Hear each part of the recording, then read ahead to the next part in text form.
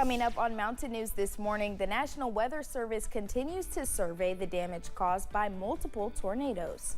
And Governor Beshear gave some insight about how the Safer Kentucky Act would impact the Commonwealth. Dedicated to Eastern and Southern Kentucky, this is WYMT Mountain News This Morning. Good morning. I'm Madison Carmouche. It is 5:31 on this Friday morning. Let's check in with meteorologist Tim Drawbridge for a look at your forecast this morning.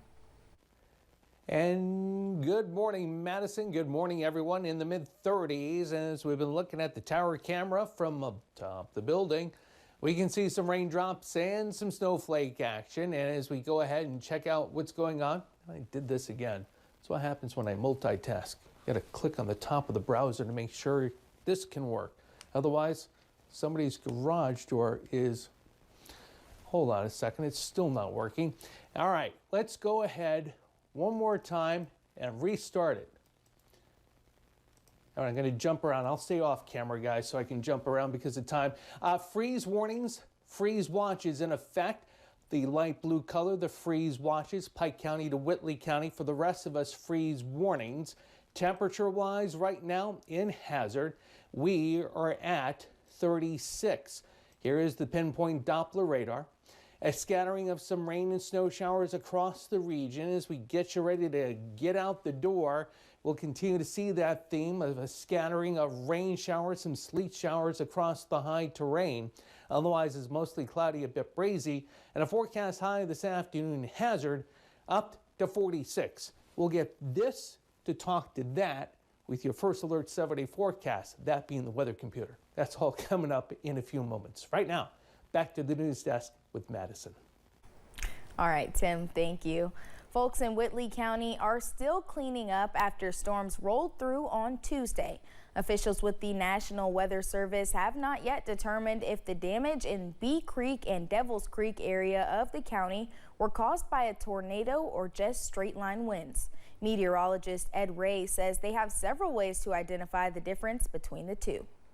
Typically with straight line winds, we're looking at damage that goes in all the same direction, okay? It is divergent most oftentimes. In other words, it spreads out as it goes along the surface of the earth, of the ground. With tornadoes, you'll have a convergent signal. You'll have damage where it shows winds are converging into an area. Ray says they are still looking over the damage and he hopes to make a determination soon. The National Weather Service also was in Clark County to confirm it was one of several counties in Kentucky to see tornadoes touch down. Alyssa Williams spoke with Clark County emergency personnel to learn more about the damage across the county and their safety plans moving forward. It was Tuesday when Clark County was hit with two EF1 tornadoes. The first one, being the larger of the two, actually originated in Bourbon County around Bethlehem Road. It tracked for about 13 miles going across the north part of Clark County. Combs Ferry Road, Big Stoner, and White Turley Road is where it about ended as an EF1 tornado. Steve Asbury is the Clark County Fire Chief and the county's Emergency Management Director. He says the southwest part of the county was also hit. The severity was supposed to be more intense later in the afternoon, so the morning when, it crept up on a lot of communities here in Kentucky. Chief Asbury says there has been one home and a few barns just like the one behind me here that has reported extensive damage. Other than that, there have been no injuries reported. He says that's why it's so important to remain weather aware ahead, during, and following a severe weather event just like the one we had on Tuesday. We do any type of training that we can with our community. We're going to be starting a community emergency response team. We're going to have that training available very soon. We just want our community to make sure that they remain weather aware throughout the year, no matter what time. The owner of the damaged barn off Big Stoner Road opted not to be on camera, but says he feels grateful the tornado missed his home near the barn. In Clark County, Alyssa Williams, WKYT. As for Kentucky's tornado count in total, we told you earlier this week about the National Weather Service confirming at least 7 tornadoes. That number has now increased to at least 12. That was a part of what was mentioned in Governor Beshear's Team Kentucky update Wednesday. All tornadoes were confirmed as EF1s except for one in Boyd County. That county experienced 2 tornadoes.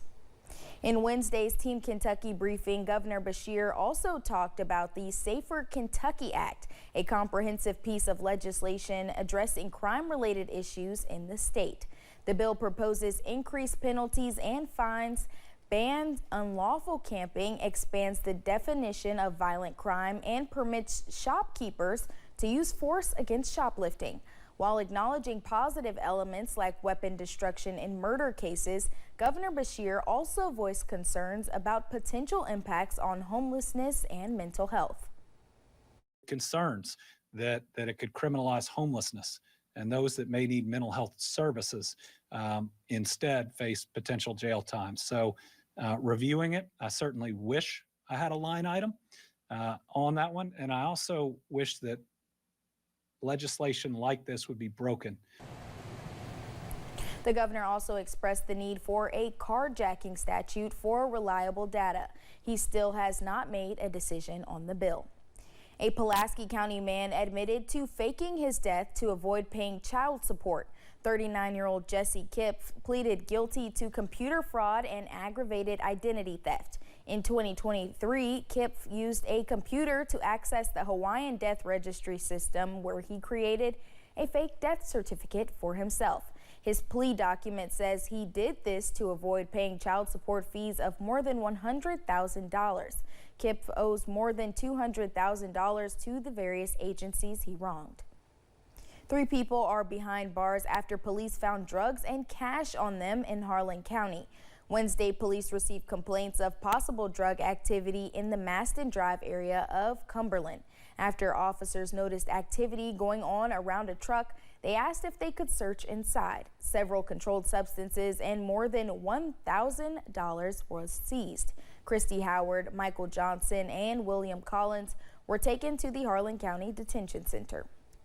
Fired up about a firing, one Southern Kentucky community rallied last night behind a longtime coach who they say was unjustly fired last week. Jessica Umbro is in Wayne County, where community members and former players of Coach Rodney Woods came out to support him.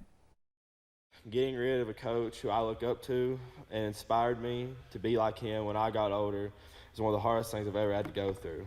Current and former players of Coach Rodney Woods spoke out about how their coach's sudden firing has thrown a wrench into their long-standing dreams. The teammates were all hurt. We're wanting him back, because we had something special there, and we just thought we could do next 2 years, do something real good. District parents, some without kids even in high school yet, expressed their disapproval of how the firing went down. Coach Woods said Superintendent Donnie Neal held a grudge against him. I feel like they shouldn't tolerate being, having bullies in school administratively as well as students. There were 2 key players missing from tonight's meeting, Superintendent Neal and Coach Woods. Now, in the past week, I have left multiple voicemail messages for Superintendent Neal. He has not called me back yet. And in a text message, Coach Woods told me he would not be attending the meeting tonight, but he did provide this statement.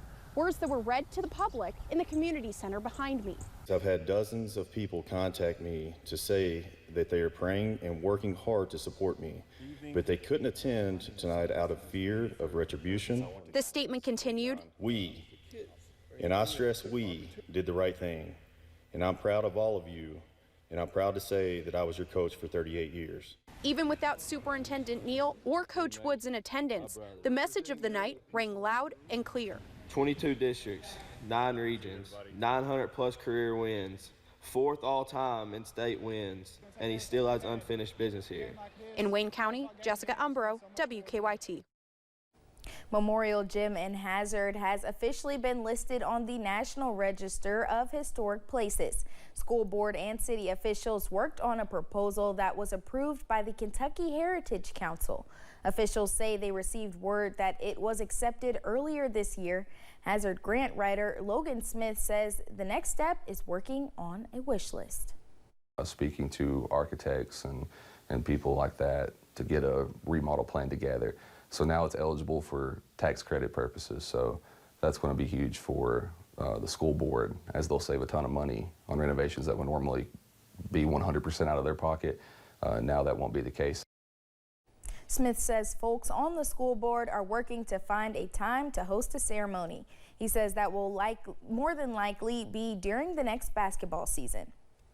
When we return, Conan is making a comeback to the iconic set of The Tonight Show. Conan's coming back? No, say it ain't so, right? Upper level feature still plaguing us, a cold flow of air. When can we finally get rid of it? We'll let you know. When can the sun come back like Conan comes back, right? First Alert 7-day forecast coming up after the break.